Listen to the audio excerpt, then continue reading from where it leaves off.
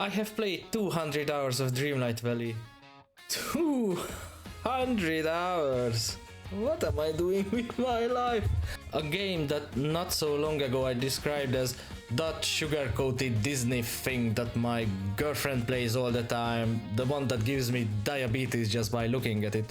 Yet, here I am.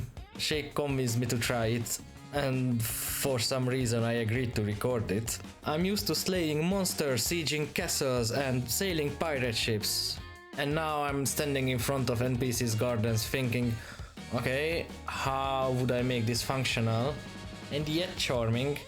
And I don't even like that character, and I'm very sure that they are conspiring against me. And yet, my first thought is, what would make them happy? This sounds like I have lost a bet, right? Well, I haven't! This is a scientific experiment. Can a grumpy bearded guy learn to become a cozy gamer? So now I'm going to take a look back at my accomplishments and about how far I have gotten in the game in my first 200 hours. Let's go! So let's jump right into the decor part, because that's the core of the game. Speaking of which, don't look at this area, this is just a dump. So around Christmas I got my first decor challenge. I had to make a Christmas decoration, anything Christmassy, because my girlfriend is obsessed with Christmas and everything has to be festive since the beginning of October. I think I ended up with a pretty cozy Christmas market, for example with these little tops here, and as you can see someone tried to climb out and fell. Their body print will be here forever because our snow crew cannot remove it. My favorite part is this little, I don't know what to call it, so I just placed some... I just placed the mushroom ring here, a Yule goat in the middle, and the snow folks are worshipping this little goat. Is it an angry deity? Is it a merciful god? No one knows, because the only rule is that you must not ask about the goat. All in all, I think the Christmas market stuff turned out to be pretty cozy, with little snow merchants, with this illegal tropical fruit smuggler here, because this area shouldn't have tropical fruits. But one of my favorite part is behind this food truck, where I place these snowmen, these crates and bags and everything. So they are the workers here, they have unloaded this truck and they are on a break now, and their boss is here already selling some stuff. Before I knew it, I was already on the decor train, choo-choo, with no escape in sight. We have our colleague and friend, the Penguin of Unbiased Judgement. Since the Penguin observes the whole operation and mocks me constantly, they needed a place to live. So I dedicated a room for them in my otherwise super messy apartment. And I created this little studio apartment for them. This little office corner, because the Penguin works 100% remotely. Oh, how much I envy them. A little sleeping corner so that they could rest, kitchen and entertainment corner. What bathroom? It's a cartoon penguin, they don't have such necessities, please have some sense. While I was pretty surprised how well I did, considering my complete lack of taste and skills for making anything nice. Breaking nice things, that's what I'm good at. I visited my girlfriend's valley. She dedicated an entire biome for the penguin, with a whole castle fit for an emperor penguin. Oh, we're off to a rough start. This was the point where it turned out to me that the game has much more decorating elements and assets, and the decoration is a way bigger core than I expected at first. Originally this room was also going to be a challenge, but it didn't turn out as well as I wanted it to be, so we ditched that idea and we will return to it later. The penguin already had a place to live, now I need a place to store my resources. So in the storage room challenge I placed this row of chests here, color coded and marked by categories and subcategories, and very naively I thought that this is going to be enough for everything.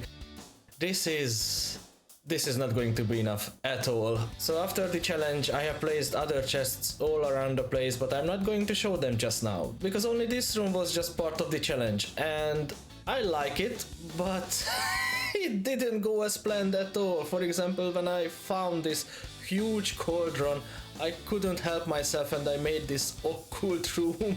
By the way, for the full building process and challenge you can check out the related video. I would recommend it. I made it. Then of course I visited my girlfriend's place, where I realized that she made 10 storage rooms. 10! Oh boy, the amount of resources I'm going to need. But as the following decor challenges came, I had to realize as well that to decorate something properly eats up tons and tons of resources, so I will need to stack up before every single challenge. I will need to stack up tons of resources. Now that I have a room where I can store my resources, let's get to the part when I can acquire some of those resources. So the next challenge was an orchard. I placed every single fruit-bearing trees and bushes into the same area, and I wanted to have this little market-like square in the middle of the forest, but to be honest, I didn't say it in the video, but I don't like this one.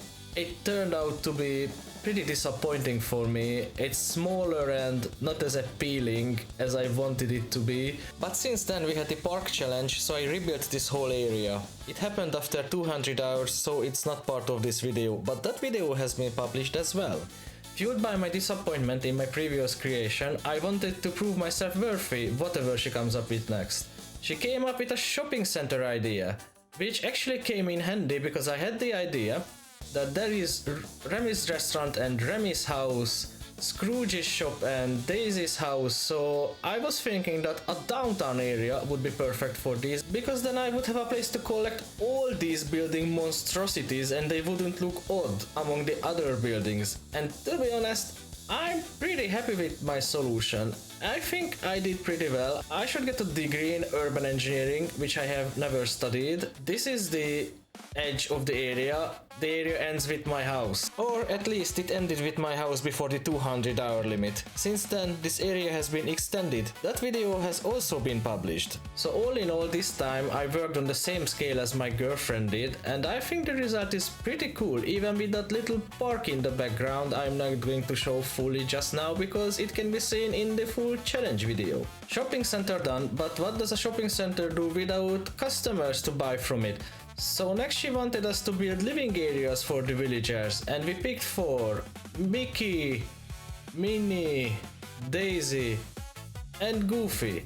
The only possibility to reflect their personalities was to build a garden for them, but I had a tiny problem. Even though I have seen Mickey, Minnie, Daisy and Goofy in my childhood, which was infinite amount of years ago, I have even seen Stegosaurus is alive, I didn't have the slightest memory about these characters. Minnie, Mickey and Goofy were the easy ones because the game provided pretty good lore about them, but Daisy, she was the tough one. The game didn't give me much to work with, and everything I know about her is that she hates me. Ducks hate me in this game. Why? I haven't done anything bad to you guys. Why are you doing this to me? Since I used the plaza for this operation, I decided that I'm not just going to do some random separate living areas for the villagers, but I'm going to make a suburban area, which could be... What? Who are you? Vanellope, your invisibility is disturbing this video. Please stop it. Where was I? Ah yeah, so I haven't just created separate homes for the villagers, I've created a whole suburban area from the plaza which can be attached to the downtown area down there. Which I think is pretty cool because I have the plan in my mind that one day I'm going to turn the whole valley into one big unified area, which is a town and some other stuff which are not necessarily part of the town, but something like that. Decorating these areas is quite fun, but first I needed to open them, and I didn't really have an oh wow moment. I like some of the areas quite much. I started to like the plaza and the meadow down there when we started to have the Dreamlight Decor Duels series. Before that it was just quite meh for me. Nice and cozy but nothing else, but maybe that's the only purpose, that they are just nice and cozy. Dazzle Beach, I started to like this one instantly. I decorated it so that it could be the beach area of my coastal holiday city. But one day I want to turn this one into a pirate paradise if I would have more pirate assets. Please! Please give me more pirate assets. I want to make a Dreamlight Tortuga. That would be the best. That would be the day of my life. From the Desert Beach we can arrive to the Glade of Trust. I don't know why it's called the Glade of Trust. There is nothing I would trust here, especially not Mother Gothel, who lives in that pretty cool house. But I really like this area because it has the vibes of the Fortress faction from Heroes of Might and Magic 3. Have you tried that one? If not, that should be your first thing after this video. I said after this video! Speaking of Heroes and Might and Magic 3, I also like the Frosted Heights because it has the vibes of the Tower faction from that game when it doesn't have a Christmas market on it. And I really hope that one day I can decorate the Glade of Trust and the Frosted Heights so that they would match the Heroes of Might and Magic 3 game much more than they do right now. But let's not end the Heroes of Might and Magic vibes just at those two areas. Here is the Forgotten Lands, which could be turned into a very cool Necropolis themed area, also according to Heroes of Might and Magic 3. What? Are you saying that I'm not going in order? Then I'm moving too chaotically? Imagine what it's like being in my head. It's not funny. Send help! Also, my only problem with this area is that it's disappointingly small. By unlocking this area, I also unlocked pumpkins, and now I know that these are just money factories. These are the most worthy plants in the game, and if I just keep harvesting them, then I'm not going to have any financial problem in the game anymore. The Sunlit Plateau. This is a pretty cool one. Ever since I have unlocked it, I can't get the thought out of my head that one day I want to make a cactus arboretum here, inspired by the Güell Park in Spain or by that other cactus arboretum I have visited last year, also in Spain. And as you see, this area is just a dump right now. So I have very elaborately decorated parts and I use the rest of them as dumps. At some point these dump areas are going to look nice, hopefully, if I would have the challenge for them. Just to end the Chaos Tour and so that I wouldn't forget about any of the biomes, the Forest of Valor gives the vibes of an island which was close where I was born and where I have grown up, so this is a nostalgic area for me. I always feel calm and chill here, maybe because of the memories of that lovely island. And I haven't just unlocked biomes, I have unlocked realms as well, about I think more than half of it, which means tons of new characters in my valley I cannot place anywhere. Some of these realms are really cool, I really like them. For example, this one, the Lion King one, that's pretty elaborate and I liked it. The Beauty and the Beast was also pretty cool. Wally's realm was surprisingly small, but it contained Wally, my favorite boss, so I'm not complaining. I liked unlocking these realms because these gave variety to the game, which I really needed after the infinite monotonity of the friendship quests. Oh, the friendship quests. I have unlocked 39 characters and oh boy. Some of them know what friendship is, but some of them think that friendship is just free labor in form of running errands for them. Now let me be an engineer for a minute because I have noticed a pattern. So let me present you the friendship quest template. The quest giver forgot about something or lost something or someone. You need to run errands for them, but most of them are within arm's reach and the quest giver could have done them themselves. There definitely will be a cooking quest and a crafting quest. They involve lots of grinding. Endless conversations where the quest giver gives a longer recap on what I have done that's longer than the task itself or repeats themselves constantly. There's something right in front of them, but they give a speech before I pick it up, put it into its place like 30 centimeters to the left, then they give another long speech. If the quest giver is a duck, they are definitely going to humiliate me. Why? In some cases this makes sense. For example, how could Remy, a tiny rat, rebuild and renovate a whole restaurant? Or Mickey, who is obviously emotionally super damaged, how could he face the tasks which are just small errands for someone with that emotional baggage he has? So yeah, let's help Mickey, because that's the nice thing to do. But some cases felt just like they didn't really need me, they were just lazy, and it felt just like, oh, I'm in my chair and I'm too lazy to get a glass of water, could you fetch one for me please? They didn't feel like quests, they felt like just delegation of tiny errands. And there is one quest I can't get over with, and that was the one with Elsa, when she first upgraded my pickaxe. That was supposed to be an icebreaker quest, but instead it just broke logic itself into tiny pieces, because the character went on like, okay, for the ingredients for the potion that will melt these ice spikes or whatever these are, the sun is yellow, So let's collect sunflowers, we need sugar cane to stick them together, and we need garlic for spice. What kind of logic is this? What kind of reasoning is this? This doesn't make any sense. And also, Elsa is the only one with advanced or master level of ice magic. Couldn't she just handle a couple of land icicles? I don't understand it. The rewards I got for these are, well, questionable at best. Sometimes amazing decor elements, but in most cases, dresses. I'm a chubby bearded guy who wears nothing but plate armor or a pirate outfit in the game and nothing but metal band t-shirts in real life. All of them are black. And I get dresses. But not gonna lie, some of the conversations are just very funny. For example, I just love to talk to Olaf. I envy his cheerfulness and I'm always smiling whenever I talk to him.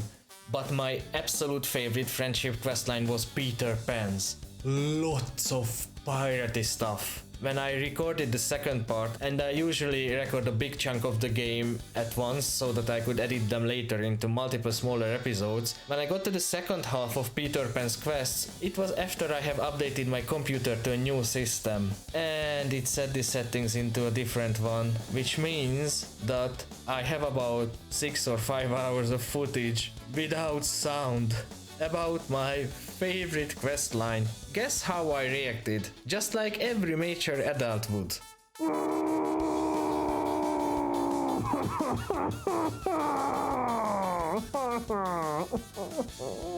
The main quest. I actually enjoyed this one, though it has more plot holes than roads have potholes in my home country. I'm not going to recap the whole questline, you all know what it's about. My favorite funny moment about it was when I jokingly said in the very beginning when the sun started to shine for the first time that, is that a protective dome? Are we expecting an alien invasion? Then boom, when I talked to Mother Gothel, meteorites started to fall.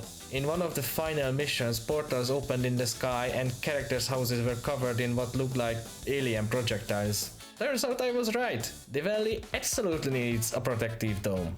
The part when the main character needed to face their emotions was spot on. Not gonna lie, it reminded me of my teenage self a bit. I think that was very well executed. And the little warning message in the beginning saying, if you're not ready to face this, you can come back anytime. I think that was very thoughtful. Big shout out for the developers for this one. Though there are a couple of things I don't understand. The Forgotten is part of me, a projection of my old self. So technically, the Forgotten is me. Why does everybody keep referring to him as a completely different outsider? The biggest plot hole for me, the Ursula part. To break the meteorite alien invasion curse, she needed to sacrifice her pride, Kristoff his memory and love for Anna, Saruman something I can't remember, and I needed to sacrifice my magic. But only Kristoff seems to be affected by it. Ursula behaves the very same way as before. Dumbledore, I haven't noticed any change. I still can use my magic. I might have missed something. The epic Dragon Ball like Shaolin showdown with the Forgotten was very cool, and the part where I had to wear a cardboard crown and wings was just priceless. I loved it. All in all, I enjoyed this much more than the friendship quests. Since I'm an engineer, did you think that I read every quest and did them bullet point by bullet point? Well, you were wrong! I kept not reading the quests and ended up running in circles for nothing. This caused lots of facepalms for the penguin and good laughs for my girlfriend when she was watching. I'm horrible at finding things. I never forget my girlfriend's face and laugh when I couldn't find a royal fishing rod, even though I ran next to it like 30 times and she refused to tell me where it was. Oh, and I get distracted all the time. Like, I'm supposed to do this. Oh, look, a blue fox. Let me chase it. Don't run away. I want to be your friend. Or whenever I find an interesting item or a more interesting looking quest. It's a dream to edit these footages. Well, a nightmare more specifically. But nightmares are also dreams, so I wasn't wrong. And I keep making the mistake that, oh, this is going to be a fast quest, perfect for this episode. Then I need to wait for a certain weather to catch a certain fish, the weather never comes. Then I need to grind a lot. Then I need to progress with 3 other characters and open 2 more realms for it. Again, these make the editing of the videos a dream. The whole journey itself is, well, interesting. I still wouldn't call this game my favorite game, and if it wasn't for my girlfriend, I'm still not sure if I would play this, but given the current circumstances and the challenges, it's quite fun, especially the challenges. Now I have some picture of what I want to do with the valley itself, what I want and could do maybe with the floating islands. I think I'm getting better at decorating stuff, but I'm not quite sure about that part, but maybe I'm improving, let's say so. And there is still lots of missions to do and lots of decorations to do, and knowing my girlfriend, she has countless deco challenge ideas in her mind for me. So yeah, the journey goes on. If you're a beginner or just want to see my mistakes, feel free to join my story episodes, or if you want some inspiration for your decors or you want to learn how to decorate with me, probably you will be the faster learner, but please join me every Wednesday when we release the Dreamlight Decor Duel episodes. And now, to the next quest. See ya!